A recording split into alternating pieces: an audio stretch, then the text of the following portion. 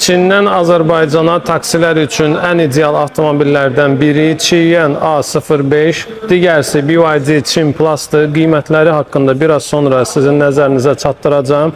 Bu avtomobili sizinlə yaxından tanış edim. LED faraları, 17 diskləri, açılan lük, oturacaqları dəridir, sürücünün oturacağı elektrik tənzimlənir, digər sərnişində mexanikidir. Deməli, İngilis dilində menüsü var. Burada müəyyən funksiyalar sükandan idarə edə bilirsiniz. A05 və BYD Çin Plus'ın texniki göstəriciləri eynidir, həmçinin ölçüləri.